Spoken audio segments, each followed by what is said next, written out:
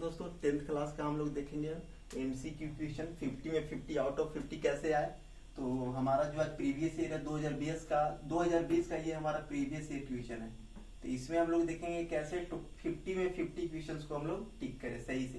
तो हमारा first question है दशमलव प्रसार। जब भी किसी भिन्न का दशमलव प्रसार क्वेश्चन है तो उसके हर का हम लोग क्या कर देते हैं, अभाज्य गुणनखंड।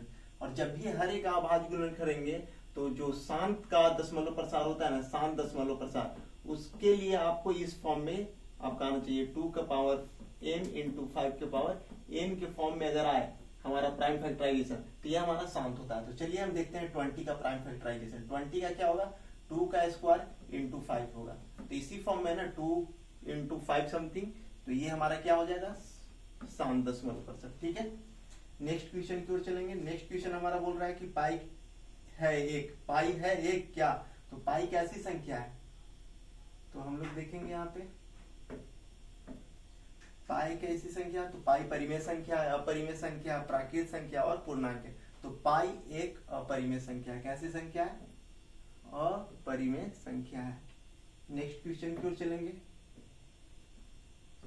नेक्स्ट क्वेश्चन में हमारा बोल रहा है कि दो संख्याओं का मस तथा लसा, मसा हमारा दे रखा है 15 एंड लसा दे रहा है 105। तो इनमें से एक संख्या 5 है, एक संख्या 5 दे दिया, तो दूसरी संख्या पूछ रहा है। तो एलसीएम के लिए हम लोग इस फॉर्मूला को याद रखेंगे। ऐसे क्वेश्चन आते रहते हैं अक्सर हमारे एग्जाम में। तो LCM into HCF is equal to first number into second number. ये हमारा पहली संख्या गुने दूसरी संख्या, ये दोनों आपस में इक्वल होते हैं। तो हमारा एलसीएम और एचसीएफ दे दिया, तो हमारा एलसीएम और एचसीएफ कितना दिया हुआ है, तो हमारा एलसीएम दे रखा है 105, एलसीएम दे रखा है 15 is equal to first number. तो फर्स्ट नंबर 5 है और सेकेंड नंबर हमें फाइंड करना है। तो ये 5 से चला जाएगा 3 टाइम्स में, और 105 में 3 से मल्टीप्लाई करेंगे तो हमारा 350 आंसर हो जाएगा। क्या हो जाएगा, 350। तो हम लोग लसा मसा से जब भी रिलेटेड क्वेश्चन है तो हम लोग इस फॉर्मूले को याद रखेंगे। ठीक है, चलिए नेक्स्ट क्वेश्चन की ओर चलते हैं। नेक्स्ट क्वेश्चन हमारा है कि निम्नलिखित में कौन अपरिमेय संख्या, अपरिमेय संख्या जो रूट से बाहर नहीं निकलेगा वो अपरिमेय होगा। तो देख लेंगे, ये तो रूट से बाहर निकल जाएगा, ये परिमेय संख्या हमारा क्या है, ये हमारा तो परिमेय संख्या है। रूट 16 4 होता है, 3/5 ये नहीं होता है, इसका कोई नहीं होता है रूट, ये रूट के अंदर ही रहेगा, ये तो निकल जाएगा ये। तो हमारा जो आंसर हो जाएगा इसका अपरिमेय संख्या वो बी नंबर ऑप्शन हो जाएगा। कौन हो जाएगा, बी। ठीक है, नेक्स्ट क्वेश्चन देखेंगे कि Which of the following is a quadratic equation। Quadratic equation कौन है, तो क्वाड्रेटिक इक्वेशन का जो स्टैंडर्ड फॉर्म होता है वो इस तरह का होता है। हमारा क्वाड्रेटिक इक्वेशन का स्टैंडर्ड फॉर्म होता है ax² plus bx plus c is equal to 0। यहाँ पे जो हमारा x का जो पावर होता है ना वो कभी निगेटिव नहीं होना चाहिए, कभी फ्रैक्शन में नहीं होना चाहिए, इस तरह से।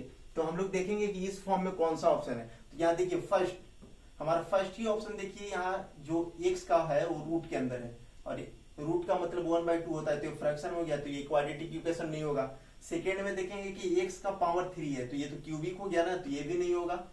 सेकेंड देखेंगे 2x², और यहाँ भी x² है। ठीक है, 2x² is equal to 2x², इसका इसमें एलसीएम करेंगे तो 2x² से 2x² इधर कैंसिल हो जाएगा, तो ये तो क्वाड्रेटिक नहीं होगा, ये रैखिक हो जाएगा।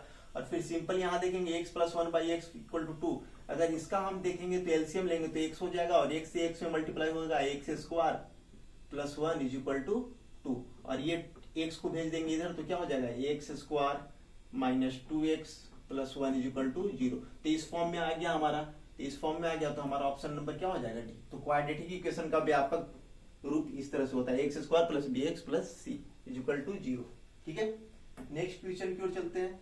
नेक्स्ट क्वेश्चन में बोल रहा है 188/220 का सरलतम रूप। सरलतम रूप में सिंपलेस्ट फॉर्म, यानी वो फिर कभी नहीं कटे, ना कटने लायक रहे। तो ये देखेंगे, तो इसको हम लोग क्या करेंगे, इसको 4 से डिवाइड कर देंगे। तो 4 से करेंगे तो कितना हो जाएगा, 4 चौके 16, और ये हो जाएगा हमारा 2 8 47।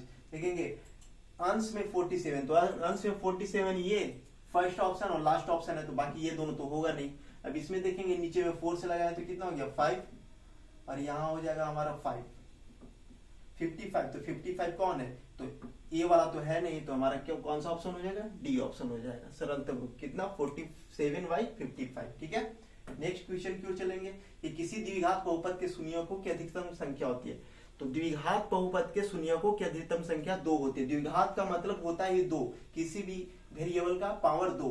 तो द्विघात समीकरण यही होता है x square plus B X plus C is equal to 0।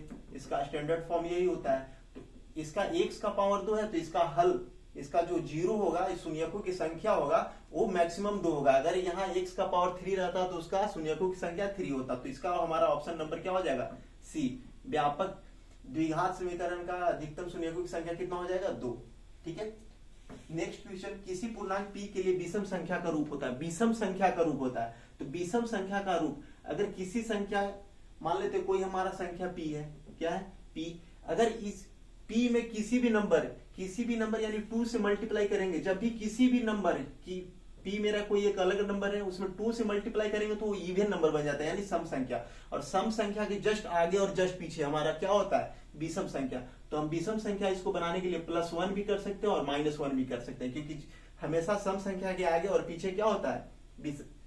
विषम संख्या होता है। तो हमारा 2p + -1 होगा। तो देखेंगे प्लस वाला ऑप्शन यहाँ दिया है तो प्लस वाला ऑप्शन हो जाएगा 2p + 1। अगर माइनस रहता तो माइनस भी हो जाता, तो 2p + 1। नेक्स्ट क्वेश्चन, कि किसी O केंद्र वाले वृत्त के बाह्य बिंदु से वृत्त पर 2 स्पर्श रेखाएं PR तथा PS खींची गई है। यदि PR बराबर 8 सेंटीमीटर हो तो PS का माप, PS का जो हमारा है मेजरिंग करना है कि PS का जो वैल्यू होगा, मान होगा, वो कितना होगा। ठीक है। तो किसी भी वृत्त पर बाहर से खींचा गया, किसी भी वृत्त पर बाहर से खींचे गए 2 स्पर्श रेखाओं की लंबाई हमेशा क्या होती है? इक्वल होती है। क्या होती है? इक्वल होती है। तो ये P बिंदु से PR और PS, तो ये दोनों आपस में इक्वल होंगे। और PR का मेजरिंग दे दिया है, PR हमारा कितना है? 8 सेंटीमीटर। तो ये भी तो हमारा 8 सेंटीमीटर होगा, PS भी क्या होगा? 8 सेंटीमीटर। तो हम मार देंगे ऑप्शन नंबर ए। तो हमेशा याद रखेंगे, वृत्त में 2 स्पर्श बाहर से खींची गई किसी बिंदु से दोनों स्पर्श रेखाओं की लंबाई इक्वल होती है। ठीक है। चलिए नेक्स्ट क्वेश्चन की ओर चलते हैं। नेक्स्ट क्वेश्चन हमारा बोल रहा है कि यदि अल्फा बीटा और गामा त्रिघात बहुपद के शून्यक, त्रिघात बहुपद के क्या है? शून्यक है। ठीक है।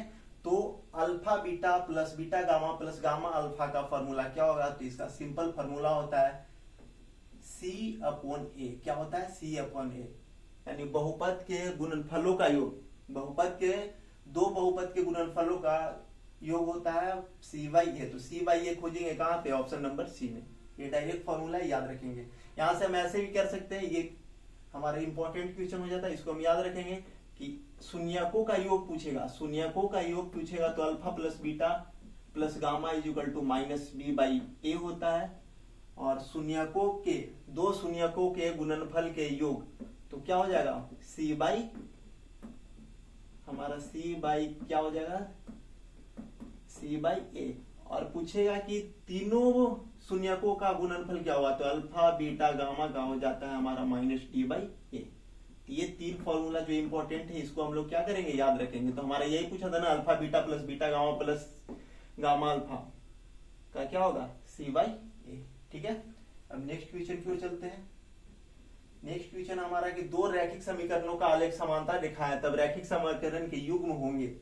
दो रैखिक समीकरणों के आलेख क्या है? आलेख हमारा दे रखा है कि समांतर रेखा है। क्या है? समांतर रेखा, यानी दो समांतर रेखा। तो दो समांतर रेखाओं के समीकरण का युग्म है। एक हल है, दो हल है, अनगिनत हल है, तो कोई हल नहीं है। जब भी दो रेखा समांतर हो तो उसके अनगिनत हल होते हैं। क्या होते हैं? अनगिनत हल होते हैं। दो समांतर रेखाओं के युग्म के अनगिनत हल होते हैं। अब 12 नंबर जो हमारा क्वेश्चन है वो बोल रहा है कि बहुपद 2x³ - 5x² - 14x + 8 के शून्यकों का योग क्या होगा? शून्यकों का योग पूछ रहा है। तो यहाँ क्यूबिक है, क्यूबिक का भी मैं बहुपद के शून्यकों का योग का फॉर्मूला बताया था कि alpha plus beta plus gamma is equal to क्या होता है? -B/A होता है। यही शून्यकों का योग होता है। तो हमारा A का वैल्यू ये दे रखा है, ये B का वैल्यू दे रखा है, ये C का और ये D का। ठीक है। तो -B/A, तो B हमारा -5 है, तो माइनस तो पहले से है और -5B का वैल्यू है अपॉन A का वैल्यू कितना है? 2। तो क्या हो जाएगा? 5/2।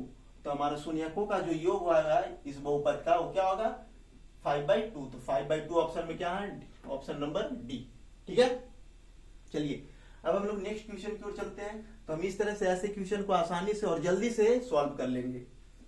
पूछ रहा है कि समीकरण 9x² - 1 = 0 के मूलों की प्रकृति क्या। मूलों की प्रकृति, जब भी मूलों की प्रकृति पूछे तो हम क्या निकालते हैं, इसका हम लोग विविक्तर निकालते हैं, विविक्तर यानी डिस्क्रिमिनेंट। d = क्या निकालते हैं, d। तो d फॉर्मूला होता है b² - 4ac। d = b² - 4ac। अगर ये 0 के इक्वल होगा, क्या होगा, 0 के इक्वल होगा तो ये वास्तविक और समान होता है। 0 के इक्वल होगा तो वास्तविक और समान, यहाँ पे हम लोग नोट डाउन कर लेंगे। अगर d का वैल्यू यानी विविक्तर का वैल्यू d = 0 होगा तो वास्तविक और समान होगा। अगर d का वैल्यू 0 से बड़ा होगा तो वास्तविक और असमान होगा। क्या होगा, वास्तविक और असमान। और जब d का वैल्यू 0 से छोटा होगा तो काल्पनिक और असमान होगा। क्या होगा, काल्पनिक और असमान।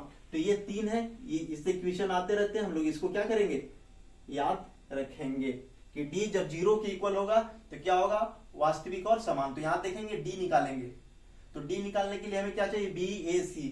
तो यहाँ a, तो यहाँ जो हमारा a दे रखा है b